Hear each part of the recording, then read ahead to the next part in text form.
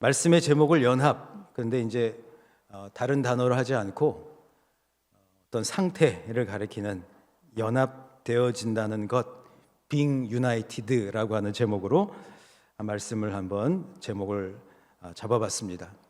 오늘도 주님이 주시는 말씀으로 인하여서 삶의 기초가 세워지실 수 있기를 주님의 이름으로 축복합니다. 사람의 몸이 건강해지려면 적어도 두 가지가 충족되어야 할 것 같습니다. 첫째는 좋은 음식을 먹는 것입니다. 그러니까 맛있는 음식보다도 몸에 좋은 음식을 먹어야 몸이 건강해질 수가 있습니다. 둘째로 골고루 먹는 것입니다. 편식을 하게 되면 건강해지기가 어렵지요. 그래서 좋은 음식을 골고루 다양하게 먹어야 합니다. 그런데 여러분, 이것은 신앙생활에서도 마찬가지입니다. 신앙이 성장하고 또 성숙하려면 몇 가지가 필요한데요. 특별히 첫째, 하나님의 말씀을 잘 먹어야 합니다. 이게 제일 중요해요. 두 번째, 신앙생활에 필요한 신학 이런 것들을 골고루 잘 섭취를 해야 합니다. 건강한 교리를 잘 배워야 합니다. 그래야 이단에 빠지지를 않습니다. 또한 지나온 기독교 2000년 역사를 또한 배워야 합니다. 그럴 때에 믿음의 귀한 모델로 살아간 사람들의 이야기를 통하여 또한 영적인 도전을 받을 수가 있죠. 그래야 건강한 신앙인 그리고 건강한 그리스도인이 된다는 것이죠. 저는 그동안 공부를 하고 또 믿음의 생활을 하고 또 교회를 섬기면서 그런 생각을 하게 되었습니다. 신앙에는, 그러니까 우리가 신앙을 갖게 될 때는 두 가지 균형추가 있습니다. 첫째는 이성적이고 합리적인 신앙입니다. 상식적으로 이해가 되어야 되고 합리적으로 또 이성적으로 그것이 우리 가운데 이해가 되어지는 그러한 신앙과 믿음입니다. 두 번째는 신앙의 은총의 신비적 차원입니다. 이것은 이성과 합리적인 것과 논리로는 설명할 수 없는 하나님의 놀랍게 일하고 계시는, 다른 말로 바꾼다면 성령께서 이끌고 가시는 성령의 어떤 은총, 이런 것들이라고 할 수가 있겠죠. 중요한 것은 이성과 논리와 합리적인 신앙만으로는 우리가 완성된 신앙을 가질 수가 없습니다. 또한 마찬가지로 신비적인 측면만을 강조하면 그러면 그 신앙 또한 온전한 신앙의 그 완성이 될 수가 없어요. 어떻게 해야 돼요? 두 가지가 다 같이 만나야 돼요. 합리적이고 이성적인 것들도 추구하되 그러나 언제나 하나님의 그 일하심 또한 성령의 역사하심, 그 놀라운 신비한 그 은총의 세계 가운데 내어 맡길 수 있을 때 비로소 균형 있는 신앙이 될 줄 믿습니다. 저는 우리 신갈 장로교회 모든 성도님들이 이와 같이 균형 있는 신앙인이 꼭 될 수 있기를 주님의 이름으로 축복합니다. 오늘 본문을 보게 되면 사도 바울은 건강한 신앙인 그리고 건강한 공동체가 되기 위해서는 먼저 무엇보다 성령의 이끄심을 따라 나아가야 한다라고 이야기를 합니다. 그리고 그 성령의 이끄심을 따라서 하나가 되려는, 즉 연합하려고 하는 삶을 살아야 한다는 것이죠. 물론 사도 바울이 이 말씀을 에베소 교회 성도들에게 전하고 있는 중에도 당시의 상황은 매우 어려웠습니다. 그리스도인들은 계속해서 박해를 받았고 더욱이 교회 공동체 안에는 분열과 갈등과 반목이 계속 일어났어요. 그러니까 사도 바울이 말씀을 전하는 교회들 그 한 곳만 그런 것이 아니라 갈라디아 교회, 고린도 교회, 빌립보 교회, 에베소 교회, 예루살렘 교회, 안디옥 교회 할 것 없이, 로마 교회 할 것 없이 모든 교회들이 다 앓고 있는 것, 분열과 갈등과 반목이었습니다. 그런데 특별히 그 분열과 갈등과 반목을 일으키는 원인은 유대인이었다가 그리스도인 된 유대계 그리스도인들과 그리고 헬라인들 또는 이방인들이라고 일컫는, 그래서 헬라파 그리스도인들이라고 하는 두 그룹들이 계속해서 충돌을 일으킵니다. 사도행전을 보시게 되면 그래서 이제 많은 리더들을 다시 세우는 과정 가운데 그와 같은 문제가 있었음을 우리가 알게 되죠. 정말 어떻게 보면 인간적으로 현실적으로 생각을 하면 서로 연합을 하고 서로 하나가 된다는 것은 거의 불가능한 것처럼 보였습니다. 그런데 왜 사도 바울은 왜 우리 하나님은 에베소 교회를 향하여 그리고 오늘 이 말씀을 우리의 말씀으로 받는 우리 신갈 장로교회를 향하여 왜 연합해야 한다라고 말씀하고 있는 것일까요? 어떻게 해야 오늘 본문 3절의 말씀처럼 평안에 매는 줄로 성령이 하나 되게 하신 것을 힘써 지키며 믿음의 여정을 완주할 수가 있을까요? 오늘도 하나님의 거룩한 말씀의 세계 속에서 깊이 하나님의 세미한 놀라운 그 은총을 경험하실 수 있기를 주님의 이름으로 축복합니다. 첫 번째로 먼저 개인적인 차원으로 각자의 부르심을 확인해 보라라고 말씀을 하고 있어요. 본문 1절에서 사도 바울은 매우 결연한 마음을 가지고 이렇게 권면을 하죠. 1절의 말씀이에요. 우리 한번 같이 읽어보실까요? 시작. 그러므로 주 안에서 갇힌 내가 너희를 권하노니 너희가 부르심을 받은 일에 합당하게 행하여. 여기서 우리가 주목해야 할 첫 번째 부분은 주 안에서 갇힌 내가 라고 하는 표현이고, 두 번째 부르심을 받은 일에 합당하게 행한다 라고 하는 구절이죠.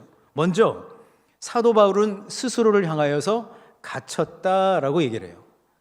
실제로 이것은 은유적인 표현이 아니라 바울의 실제 감옥 경험입니다. 사도행전 16장을 보시게 되면 사도 바울과 또 동역자였던 실라가 복음을 증거하고 있었습니다. 어느 동네에 갔습니다. 거기에 가서 귀신 들린 여종 하나를 만나게 되죠. 그래서 그 귀신 들린 여성을 고쳐줘요. 그런데 그 일로 인하여 그 여종의 주인 되는 사람들이 이 두 사람을 고발하고 결국 깊은 감옥에 갇혔다라고 성경은 기록을 합니다.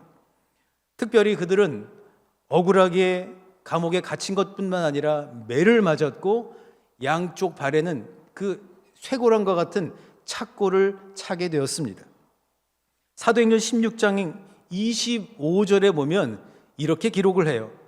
한밤중에 바울과 실라가 기도하고 하나님을 찬송하며 죄수들이 듣더라. 그러니까 지금 이 바울과 실라의 삶의 현장은 감옥이고 그들의 처지는 매를 맞아서 몸에 피멍이 들었고 착고를 찬 곳에는 아마도 피가 흐르고 있을지도 몰라요. 그런데 두 사람이 아파서 신음을 했다고 또는 처지를 비관했다고 성경은 기록하고 있지를 않습니다.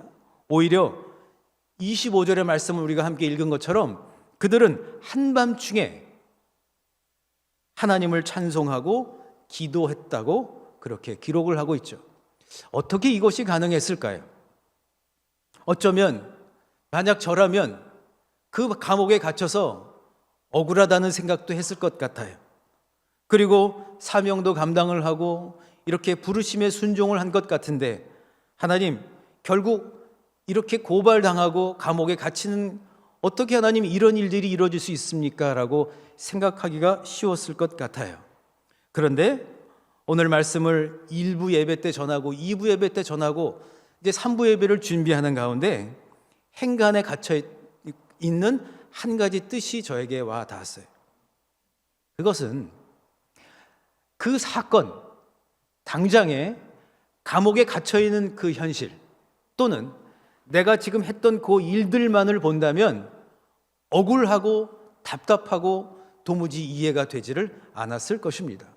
그런데 사도 바울은 그의 인생의 전반부를 예수를 핍박하는 자로 그리고 그의 인생의 후반부를 살아가면서 모든 일들 하나하나가 결국 하나님의 뜻 가운데 이루어질 수 있다라고 하는 것, 다른 말로 바꾼다면 자신이 경험하고 있는 모든 일들이 심지어는 고통스러운 순간이고 억울한 일들이 있는 것 같고 때로는 이해가 되지 않는 것 같고 아직도 여전히 뭔가 일들이 그 얽힌 실타래와 같이 되어 있는 그 상황 속에서도 여전히 하나님은 일하고 계신다라고 하는 것을 느끼지 않았을까요? 그가 오늘 본문에서 주 안에서 갇힌 내가 부르심에 합당한 삶을 살라라고 그렇게 이야기할 수 있었던 그 배경 가운데는 그가 하나님의 그를 일하심, 하나님이 그를 사도로 불러주셨다라고 하는 것, 그에게 특별한 소명을 주셨다라고 하는 것, 그것을 알았기 때문이 아니었을까요?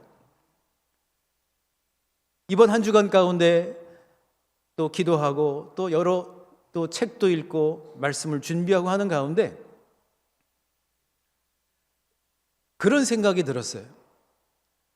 겉으로 보기에는 다 별일이 없는 것 같아요. 그런데 우리 사랑하는 성도님들, 특별히 오늘 이 예배 자리에 오신 분들을 잠깐이지만 여러분들이 그 얼굴을 이렇게 보게 되면 그 안에 담겨 있는 그 여러분들의 삶의 애환과 처지들을 생각할 수가 있는 것 같아요. 그런데 여러분, 중요한 사실은 오늘 사도 바울이 얘기한 것처럼 결국 우리 가운데 하나님이 주신 놀라운 그 특별한 그 부르심에 우리가 주목해야 한다는 것이죠. 이 부르심을 디모데후서 1장 8절에서 사랑하는 영적인 아들 디모데에게 이렇게 이야기를 합니다. 한번 같이 읽어보실까요? 시작. 그러므로 너는 내가 우리 주를 증언함과 또는 주를 위하여 갇힌 자 된 나를 부끄러워하지 말고 오직 하나님의 능력을 따라 복음과 함께 고난을 받으라. 아멘. 결국 사도 바울이 끝까지 그 부르심에 합당한 그런 삶을 살 수 있었던 비결은 첫 번째, 나의 능력이 아닌 하나님의 능력이었다는 사실. 두 번째, 끝까지 가 보아야 한다는 거예요. 지금 당장에는 복음을 전하면서 고난을 겪을 수도 있지만, 그러나 그 마지막이 어떻게 될 것인가는 아무도 알 수 없다는 것이죠. 사도 바울이 에베소서 4장 1절에서 부르심이라고 하는 말을 하는데, 이때 4장 1절에 사용된 부르심이라고 말로 사용된 헬라어 클레시스는 초대, 인비테이션 또는 천직, 보케이션이라고 하는 뜻을 가지고 있습니다. 무슨 얘기예요? 그러니까 이 부르심, 각자마다 세상을 살아가는데 필요한 직업을 가지고 있죠. 그런데 그 직업이, 그 직함이, 그 직책이 나에게 전부는 아니라는 거예요. 대학 교수라 할지라도 은퇴하면 자연인으로 돌아옵니다. 목회자도 마찬가지죠. 담임 목회를 마친 이후에는 이제는 담임 목사가 아닌 하나님 앞에 선 한 그리스도인이 되는 것이죠. 한 회사에서 어떠한 그러한 직책을 맡고 있다 할지라도 그 회사에서 은퇴를 하게 되면 이제는 자연인이 되는 거예요. 무슨 말이죠? 세상을 살아가면서 우리의 직업은 바뀔 수가 있습니다. 이런 일도 할 수 있고 저런 일도 할 수가 있습니다. 그런데 여러분, 중요한 것은 모든 직업은 다 소중한 것입니다. 저럼 따라하실까요? 모든 직업은 다 소중합니다. 그런데 여러분, 하나님이 주신 이 특별한 소명, 콜링, 천직이라고 하는 것은 그 누구와도 동일하지 않다는 겁니다. 내가 은퇴한 이후에도 하나님이 주신 그 부르심, 그 콜링은 여전히 변하지 않고 내가 해야 하는 일이라는 거예요. 다시 말씀을 드린다면 사도 바울이 오늘 얘기하고 있는 이 부르심이라고 하는 것은 조건과 환경에 상관없이 지금부터 내가 이 믿음의 여정을 끝마치는 날까지 내가 꼭 해야 할 일이라는 거예요. 뭐라고요? 내가 꼭 해야 할 일. 그 일은 특별한 일이에요. 그것은 그 어느 누구의 그 소명과도 비교할 수가 없는 것입니다. 오직 나만이 할 수 있는 일입니다.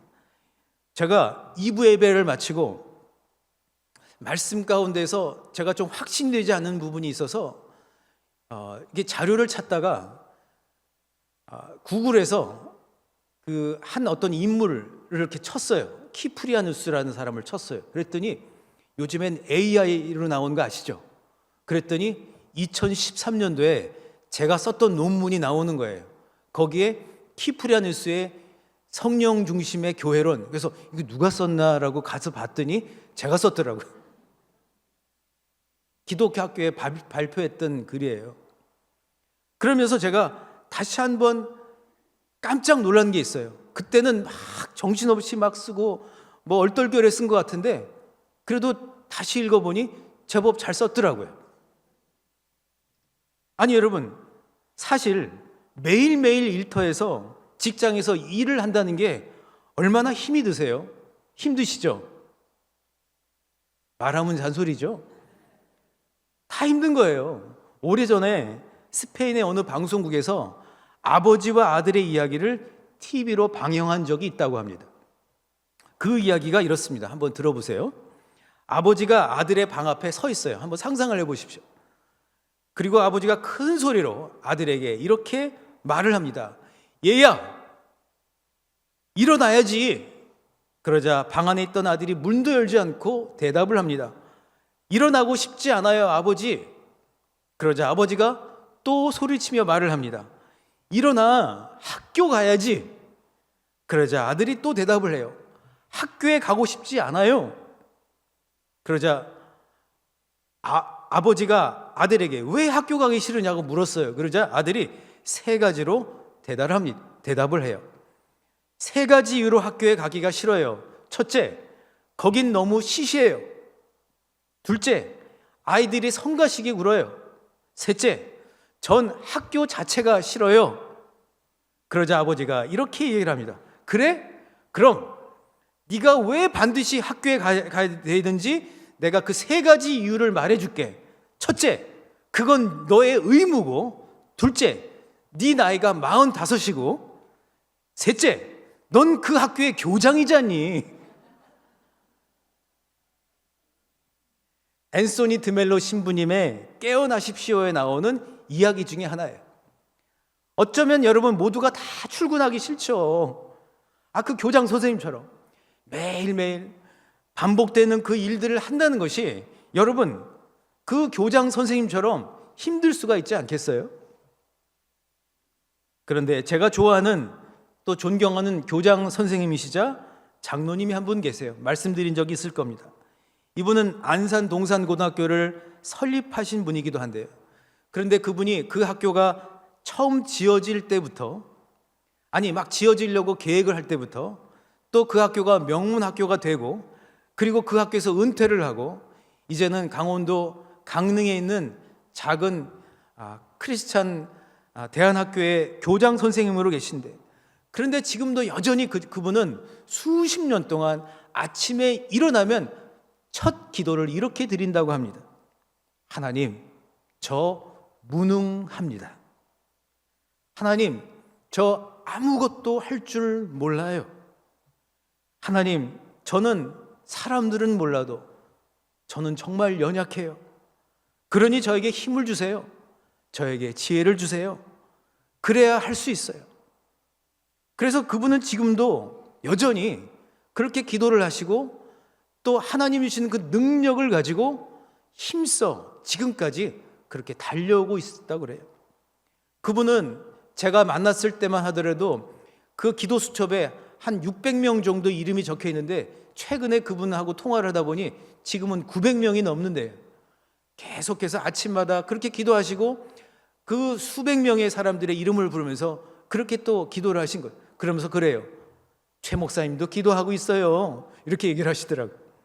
사랑하는 성도 여러분, 겉으로는 우리가 직업을 가지고 세상 속에서 살고 있으나 실상 우리는 지금 그 일을 통하여 그 일이 매개가 되어서 가장 중요한 나만의 부르심에 합당한 일을 해야 한다는 사실입니다. 여러분 덕분입니다. 여러분 덕분에 가정이 지금까지 든든하게 설 수가 있었습니다. 여러분 덕분에 여러분들의 자녀들이 잘 성장할 수가 있었습니다. 그 일은 다른 사람이 할 수 없었던 일이었습니다. 나만이 할 수 있는 일이었습니다. 여러분 덕분에 우리 교회가 든든하게 설 수가 있었습니다. 다른 사람들은 할 수 없었습니다.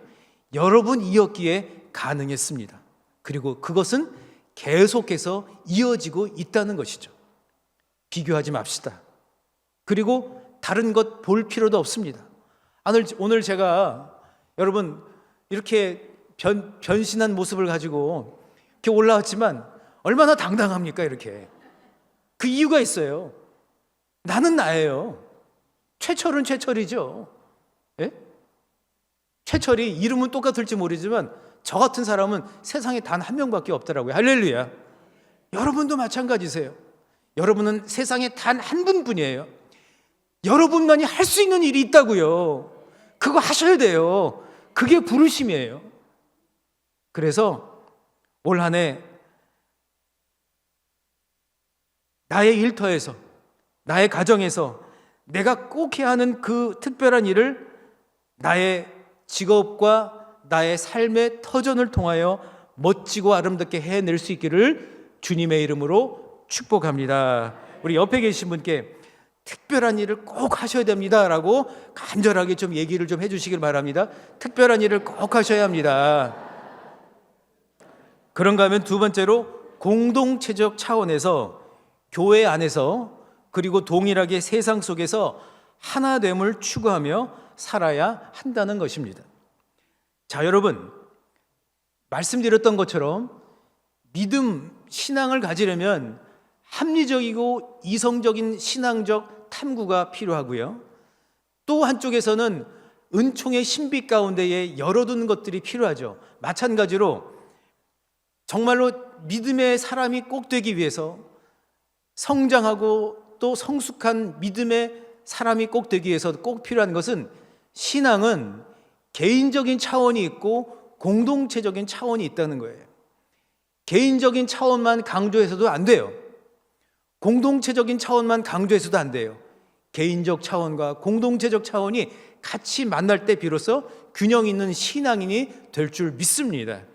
저는 우리 신갈 장로교회 성도님들이 이와 같은 균형 있는 신앙이 꼭 되었으면 좋겠어요. 오늘 말씀을 여러분 보십시오. 특별히 본문 3절과 4절을 한번 같이 읽어보실까요? 시작. 평안의 성.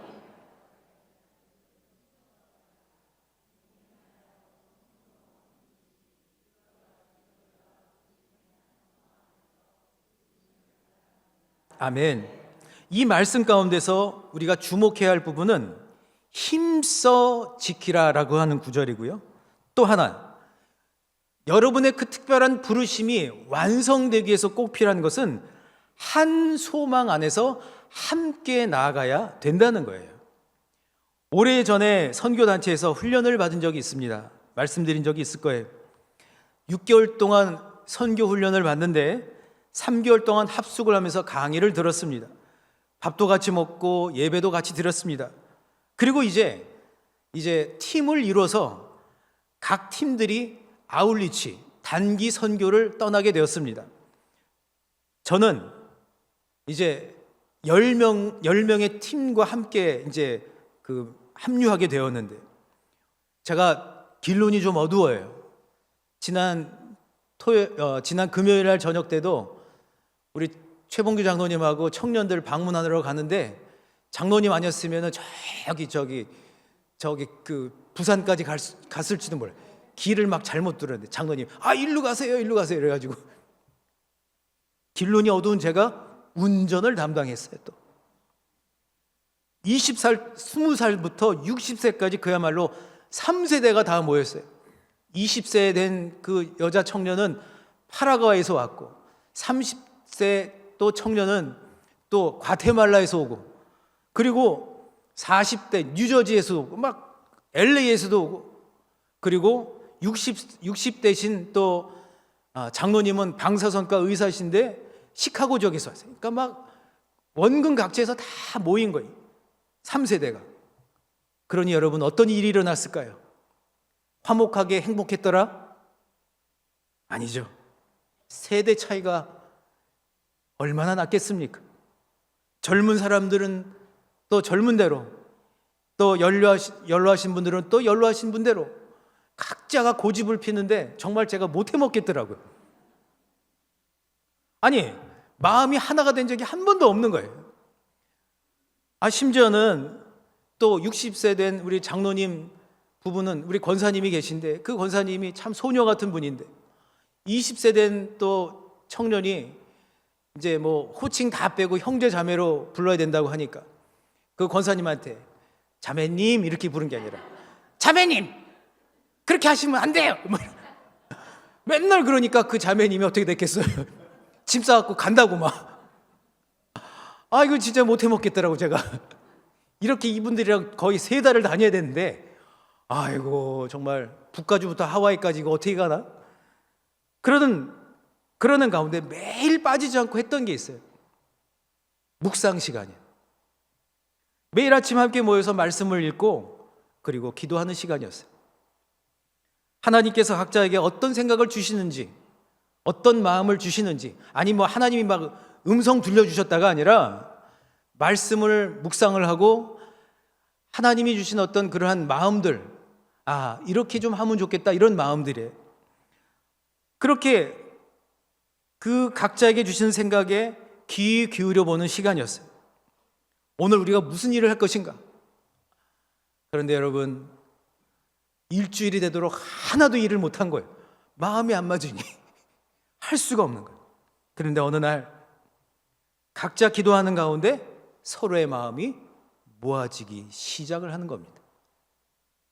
각자 기도하고 있었어요. 그런데 우리가 그렇게 했어요. 우리 생각을 좀 내려놓고 성령 하나님께서 이끄시는 대로 한번 좀 우리가 가보자. 그렇게 서로가 다 거기에 한번 목표를 두고 한번 가보자 그랬어요. 그러죠? 성령께서 이끄시는 대로 내려놓고 한번 가보니까 서로의 마음이 모아지더라고요. 그리고 처음으로 사역을 나갈 수가 있게 되었습니다. 아무도 반대 없이 안 돼요. 그거 못해요. 계속 그러다가 그날은 아무도 반대하지 않고 양로원에 가서 사역을 하기로 결정을 한 거예요. 그런데 여러분, 하와이에 그 양로원을 우리가 갔는데 그 양로원이 이승만 대통령 시절에 세운 아주 오래된 양로원이었어요. 그곳에는 연로한 어른들이 많이 계셨습니다. 그래서 우리는 준비해간 간식을 나누어 드리고 그리고 함께 찬양을 하고 기도하면서 참 성령의 충만한 은혜를 나누는 그러한 시간을 가졌습니다. 저는 그 일 이후에 저 스스로에게 한 가지를 다시 배울 수가 있었습니다. 여러분, 우리가 하나가 되어야 됩니다, 연합해야 됩니다 라고 얘기를 할 때 가만히 들어보십시오. 보면 목표가 그냥 하나 되는 거예요. 목표가 그냥 연합하자예요. 그러면 될까요? 안 될까요? 안 되죠. 왜? 목표가 하나니까. 오늘 말씀을 보게 되면 중요한 것은 하나가 되는 것이 먼저가 아니라 성령께서 하나 되게 하신 것을 힘써 지킨다는 거에 있는 거예요. 다른 말로 한다면 하나가 될 수 있는 것은 우리의 노력이 아니라는 거예요. 성령께서 방향을 잡아주시면 그 방향으로 우리가 나아가는 거예요. 왜 그렇게 되는 거죠? 오늘 말씀을 보게 되면 특별히 5절과 6절에 이렇게 말씀을 하잖아요. 한번 같이 읽어보실까요? 시작. 주도 한 분이시요 믿음도 하나요 세례도 하나요 하나님도 한 분이시니 곧 만유의 아버지시라. 만유 위에 계시고 만유를 통일하시고 만유 가운데 계시도다. 아멘. 그러니까 사도 바울이 말하는 것은 하나님이 한 분이시기에, 주님이 한 분이시기에, 예수님이 한 분이시잖아요. 여러분, 예수님이 여러 분이신가요? 예수님이 한 분이시기에 모든 교회는 하나다. 저를 따라 하실까요? 예수님이 한 분이시기에 모든 교회는 하나다. 한 분 하나님 계시기에 교회는 하나가 되어야 된다는 거예요. 만유 위에 계시고 만유를 통일하시고 모든 것들 위에 계시는, 모든 것들을 주관하시는 한 분 하나님이 계시기에 우리는 하나가 되어야 한다라고 하는 거예요. 결국 우리가 하나가 되어야 되고 연합해야 할 이유는 단 한 가지. 하나님이 한 분이시니 그 한 분 하나님을 우리가 믿고 따르고 있으니까 그 하나님을 믿는 마음이 하나가 되어야 한다는 거예요. 이해가 되시죠? 각기 다양한 사람들이 모여 있어요. 다 달라요. 정말 달라요. 같은 분이 한 분도 없어요. 각자의 생각과 관점이 달라요. 그러나 중요한 것은 하나님이 한 분이시기 때문에 우리 역시 한 분 하나님을 믿는 믿음으로 하나로 나아가는 게 바로 연합이라고 하는 거예요. 교회가 분열되던 시기에 살았던 주 3세기 제가 논문 썼던 그분, 서방교회 교부였던 키프리아누스라고 한 분, 사진 한번 보여주시죠. 이분이 썼던 교회 일치에 관하여라고 하는 글이 있습니다. 그런데 이 글에 보면 그분이 이런 얘기를 해요. 교회는 다일 공동체, 즉 다양성 속에서 일치를 추구해야 한다는 거예요. 각기 다른 신앙을 가진 사람들이 모여서 한 분 하나님께로 나아가는 것, 이것이 바로 연합이라고 하는 것입니다. 어떤 성도님은 체험적인 것을 중요하게 생각을 합니다. 또 어떤 분은 이성적이고 합리적인 신앙을 중요하게 생각을 합니다. 그런데 중요한 것은 모두가 다 하나님 안에서 성령 안에서 하나가 될 때 비로소 그 신앙이, 그 믿음이 완성될 수가 있다는 사실입니다. 더 나아가 연합한다라고 하는 것은 배타적인 마음이 아닌 거예요. 나랑 다르니까 마음을 닫고 있는 게 아니에요.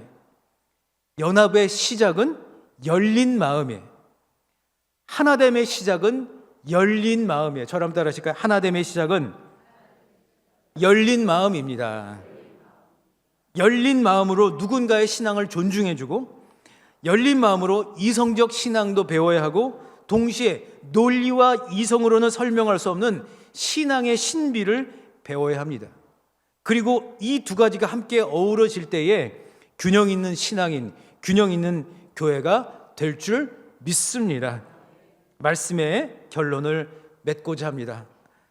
평안에 매는 줄로 성령이 하나 되게 하신 것을 힘써 지키라. 이 말씀처럼 우리는 끝까지 포기하지 않고 하나님 자녀답게 한 분 하나님 안에서 연합하는 가정을 만들고 연합할 줄 아는 교회가 되어야 하고, 분열이 아닌 통합을 꿈꾸는 신앙인이 되어야 할 줄 믿습니다.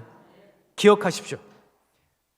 당신만이 해야 할 일, 그 특별한 소명을 가지고 평안에 매는 줄을 가지고 성령께로 달려가는, 오직 주의 사랑에 매여 사는 연합하는 그리스도인, 연합하는 가정, 연합하는 신갈 장로교회가 될 수 있기를 주님의 이름으로 축복합니다. 아멘. 주신 말씀을 생각하면서 함께 찬양 오직 주의 사랑에 매여, 이 찬양을 함께 고백으로 드리겠습니다.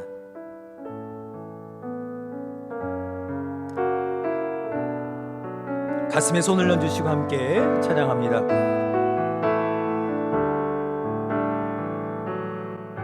오직 주의 사랑에 매여 내 영 기뻐 노래합니다. 이 소망의 언덕 기쁨의 땅에서 주께 사랑 드립니다. 오직 주의 임재 안에 갇혀 내 영 기뻐 찬양합니다. 이 소명의 언덕 거룩한 땅에서 주께 경배. 우리 처음부터 다시 한번 고백할까요? 오직 주의 사랑에, 주의 사랑에 매여 내 영 기뻐 노래합니다. 이 소망의 언덕 기쁨의 땅에서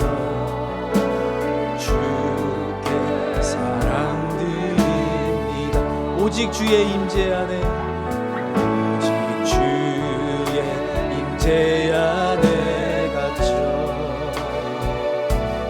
내 영 기뻐 찬양합니다.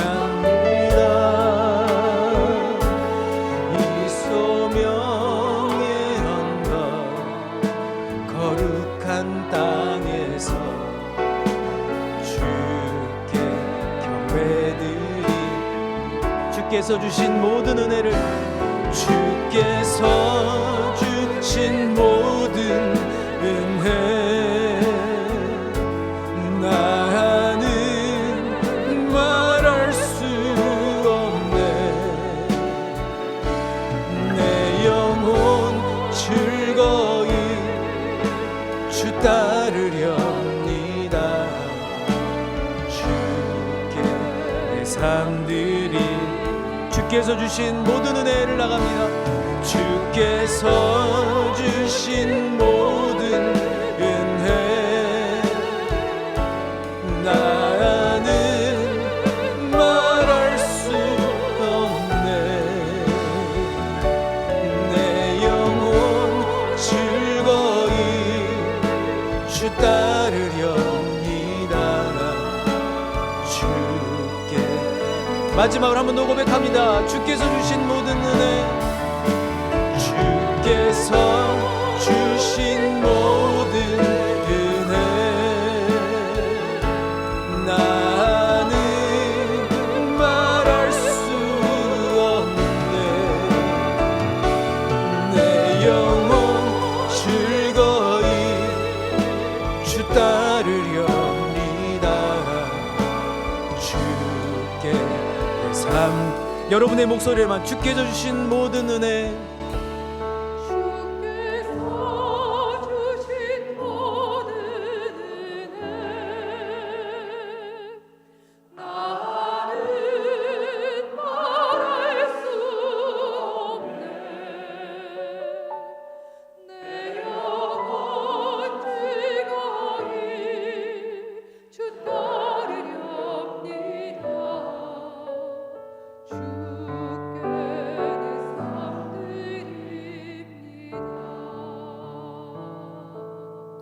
오늘 우리가 기도해야 할 것은 그건 것 같아요. 여러분은 특별합니다. 우리 사랑하는 성도님들 한 분 한 분은 특별한 부름을 받으신 분들입니다.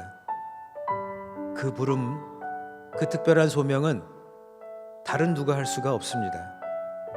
내가 꼭 해야 합니다. 내가 멈춰서 있고 잠들어 있을 틈이 없습니다. 다시 일어나야 합니다. 학교에 가기 싫었던 교장 선생님, 그가 다시 일어나서 깨어나서 그의 역할을 감당했던 것처럼 다시 일어나셔야 합니다. 지금 아직도 어려움 중에 있다 할지라도 다시 일어나셔서 그 환경들을 주목하시고 꿰뚫어 보아야 합니다. 그래야 내가 할 일이 보입니다. 특별한 소명으로 부르신 그 주님이 힘을 주시겠다고 약속하고 계세요. 부르심의 한 소망, 여러분 덕분에 가정이 지켜졌고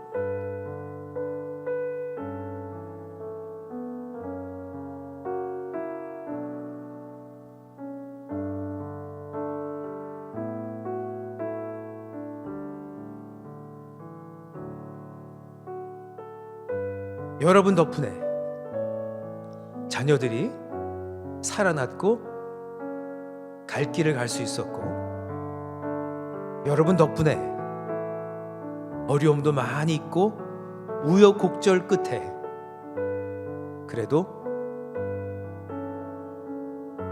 견뎌내었기에 이 신갈 장로교회가 95년을 맞이하게 되지 않았을까요?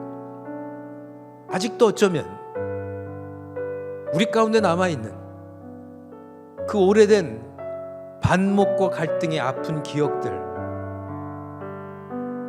그 기억들로 인하여, 그것이 가정 안에서도 그렇고 교회 안에서도 그렇고, 그래서 여전히 말 못하고 넘어갔던 그 일들. 그런데 오늘 주님은 우리에게 말씀하세요. 그 특별한 부르심 가운데 다시 부르심에 합당한 삶을 힘써 지켜내라고요. 그래서 끝까지 포기하지 않고, 무너져 있는 것 같고 주저앉은 것 같고 또 답이 없는 것 같아 보이는 가정과 교회라고 할지라도 반드시 하나님께서 힘을 주시면 다시 새로워지고 새로운 믿음의 역사를 써내려가게 될 줄 믿습니다. 그 특별한 부르심을 기억하시면서 오늘 이 시간 이렇게 기도하시겠습니다. 주님, 그 특별한 부르심 가운데 나의 일을 끝까지 해내겠습니다. 함께 통성으로 기도하시겠습니다. 오 주님,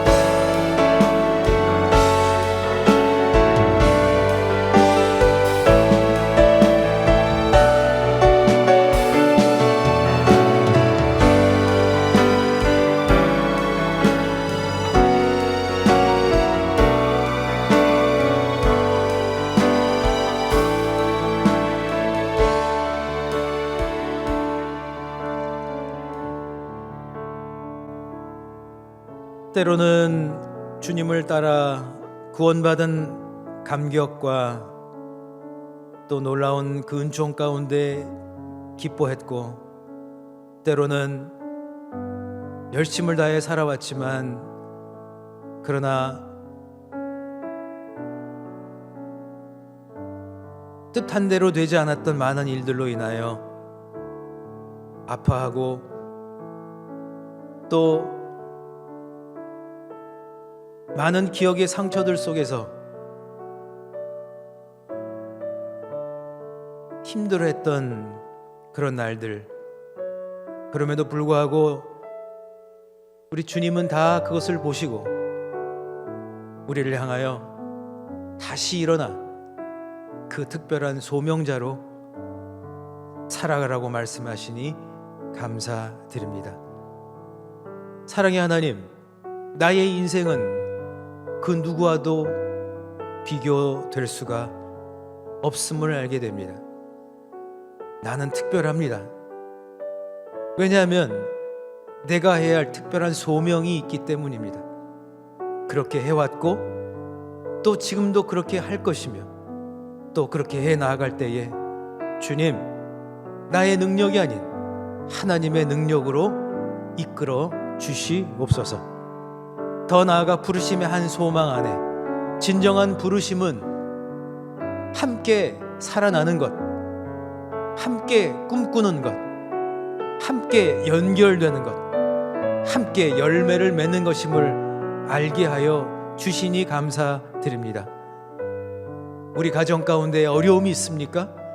주님, 특별한 그 소명을 감당하는 가운데 깨어지고 또 무너져 있는 가정의 그 부분들이 다시 재건되고 다시 주님의 놀라운 그 기쁨 가운데로 나아갈 수 있도록 주님 도와주시옵소서. 95주년을 맞이하며 우리 신갈 장로교회가 이제는 묵었던 것들을 다 주님 앞에 내어드리며 과거로부터가 아닌 지금 현재 우리와 함께 하시는 그 하나님을 바라보며 새로운 믿음의 역사를 50년, 100년 써내려갈 수 있도록 우리를 사용하여 주시고 부르심에 합당한 연합과 또 하나됨을 우리 가운데 허락하여 주시옵소서. 그 그 일을 위하여 애쓰는 모든 한 분 한 분을 주님께서 능력의 능력으로 주여 함께해 주시옵소서. 이제는 우리 주 예수 그리스도의 은혜와 하나님의 크신 사랑과 성령의 교통하심이 평안에 매는 줄로 성령이 하나 되게 하신 것을 힘써 지켜나가며 부르심의 한 소망 안에서 그 부르심 가운데 나가기로 다짐하는 모든 주의 백성들 위해 지금부터 영원토록 함께 하시기를 간절히 축원하옵나이다. 아멘.